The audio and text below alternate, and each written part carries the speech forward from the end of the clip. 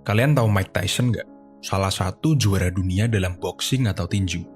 Selama karirnya, dia menghasilkan setidaknya 300 juta dolar. Itu kalau dirupiahin sekitar 4,5 triliun ya. Tapi si Mike Tyson ini, dia pernah menyatakan kebangkrutan dan memiliki utang kurang lebih 30 juta dolar atau sekitar 450 miliar. Kenapa bisa begitu? Ini menjawab judul thumbnail kita hari ini. Ketika kamu tidak bisa belajar hal yang akan kita bahas hari ini, maka kamu akan miskin seumur hidup. Bayangin aja, kamu punya penghasilan 4,5 triliun, dan itu hilang semua. Kan goblok. Kamu bisa nyari uang sebanyak-banyaknya, tapi ketika kamu tidak bisa memanajemen duitmu, maka kamu akan selalu miskin.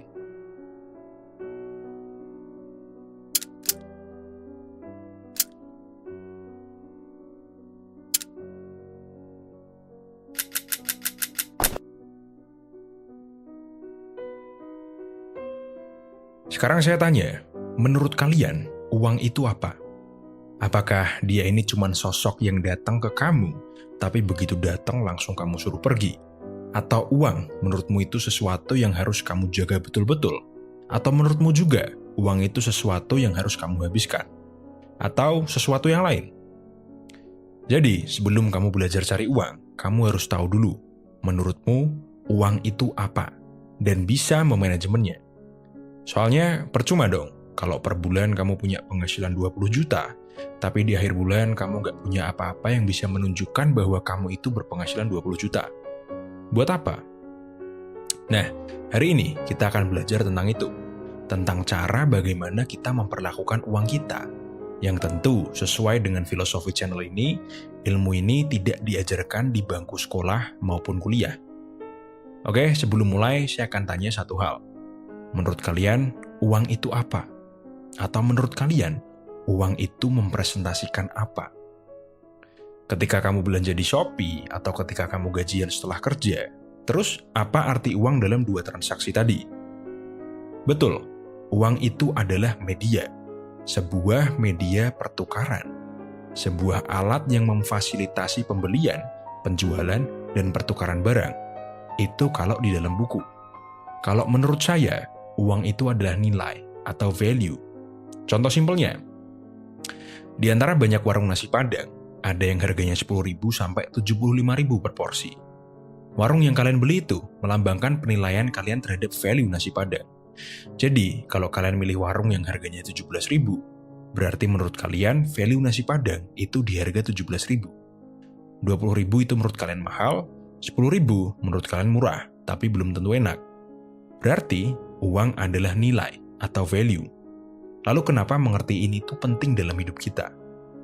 Karena ketika kamu bisa mengerti konsep ini, maka semua keputusan yang kamu ambil dengan uangmu itu berdasarkan penilaianmu terhadap value tadi. Oke, saya yakin sampai sini pasti banyak yang paham, kecuali mereka yang hanya hidup dari gaji ke gaji, banyak utang, atau kecanduan hal gak bermutu seperti judi online. Nanti saya bahas. Tapi sekarang saya akan tanya pertanyaan kedua. Menurut kalian, hubungan kalian dengan uang itu apa? Kebanyakan, termasuk saya sendiri, uang itu masuk ke dompet saya, lalu perlahan-lahan hilang sedikit demi sedikit. Berarti, hubungan kita dengan uang itu pemasukan dan pengeluaran. Anggaplah, uang masuk ke kamu setiap bulan 4 juta, dan kamu udah kerja selama 3 tahun.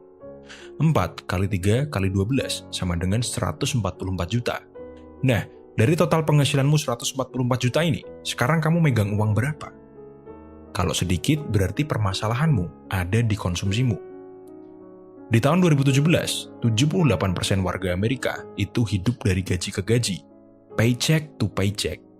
Saya pikir persentase itu di Indonesia kurang lebih sama. Nah, kalau kalian sama seperti itu, hidup dari gaji ke gaji, maka permasalahannya ada di konsumsimu.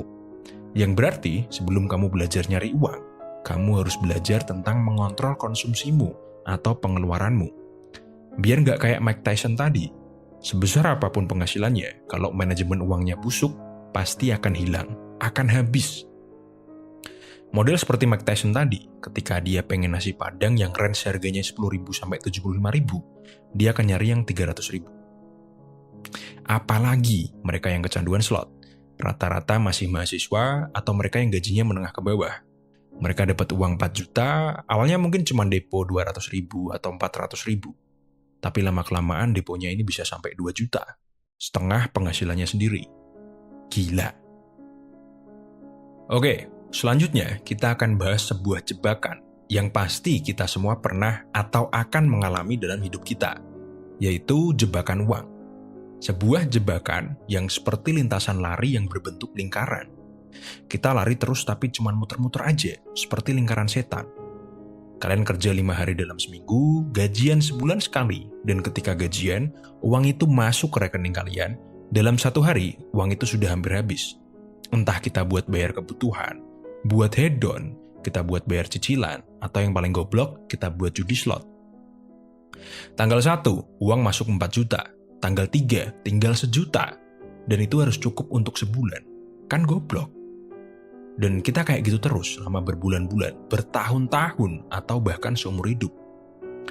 Nah, karena tadi saya ibaratkan seperti lintasan lari yang berbentuk lingkaran, namanya lari pasti kita ada keterbatasan stamina. Bisa jadi baru 3 putaran kamu sudah lelah, jatuh sakit, lalu kehilangan pekerjaan kalian. Kalau udah gitu, kalian bisa apa? Padahal kalian habis ambil cicilan mobil 5 tahun, atau habis ambil DP rumah 15 tahun. Mampus kalian. Kalaupun tubuh kalian tahan banting, stamina kalian kuat, kalian yakin bisa lari sampai 100 putaran, lalu apakah kalian bisa menjamin bahwa mental kalian akan tetap sehat dan bugar setelah 100 putaran? Ini yang sering dialami orang tua kita yang dari golongan menengah ke bawah. Contohlah bapak saya. Beliau bekerja dari usia muda, jadi tentara ketika lulus SMP. Karena beliau dari Tamtama yang pangkat awalnya prajurit, otomatis sangat susah untuk jadi bintara, apalagi perwira. Dan menurut cerita bapak saya pun, zaman dulu untuk naik pangkat itu ada 2 cara. Pertama, dapat prestasi dari berangkat perang, atau kedua, nyogok komandan agar bisa disekolahkan ke sekolah bintara atau perwira. Zaman dulu masih kuat sekali korupsi dan nepotismenya. Selain itu, cuma perlu nunggu waktu 4-5 tahun untuk menaikkan pangkat normal. Itu pun juga bersyarat. Nah, karena bapak saya ini punya anak dan beliau family man, opsi kedua sangat tidak mungkin, karena uang yang beliau dapat itu untuk keluarga. Jadi untuk naik pangkat, bapak saya sering berangkat perang. Lama-kelamaan, ini berdampak pada kestabilan psikis bapak saya. Dan ketidakstabilan ini menyebabkan saya di masa kecil sering dikebukin. Kalian yang anak tentara atau polisi pasti pernah dikebukin juga. Karena hal ini sudah struktural di kalangan aparat-aparat dengan pangkat kecil. Gaji sedikit, tekanan mental berat. Salah langkah sedikit, disuruh berangkat perang atau dipindah tugas. Jadi kesimpulannya, mungkin beberapa dari kalian, seperti bapak saya, fisiknya kuat, tapi lama-kelamaan pasti akan berdampak pada mental kalian. Oke, jadi kita lanjut lagi ke jebakan uang. Kalau sekarang kalian menyadari bahwa kalian masuk ke jebakan uang, maka kalian harus segera cepat keluar. Caranya adalah memperbaiki hubungan kalian dengan uang. Langkah pertama yang bisa kalian lakukan adalah menulis semua pengeluaran kalian, dari mulai sewa kos atau biaya tempat tinggal, biaya transportasi, biaya makan, biaya kebutuhan, biaya hiburan, dan seterusnya.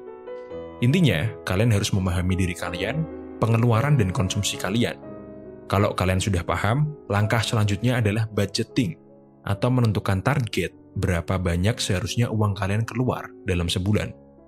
Kalau kalian sudah menentukan budget kalian, maka secara sistematis harusnya kalian sudah bisa memilah mana yang nggak penting dan menghapus hal itu dari pengeluaran kalian.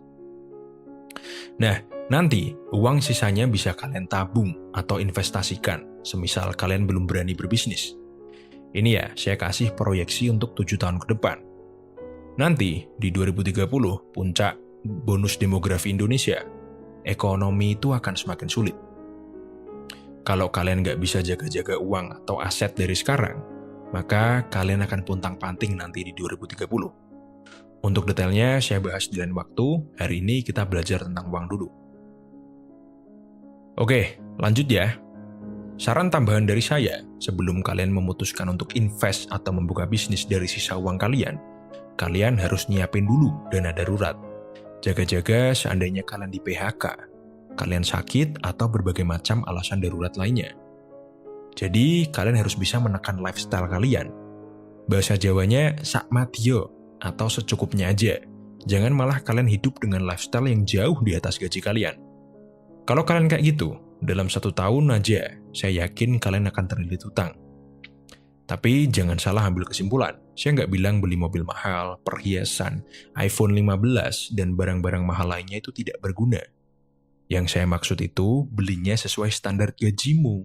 Atau kalau memang beli yang di atas itu, pastikan kalian udah nabung dulu dari lama, bukan dari gaji kalian bulan itu.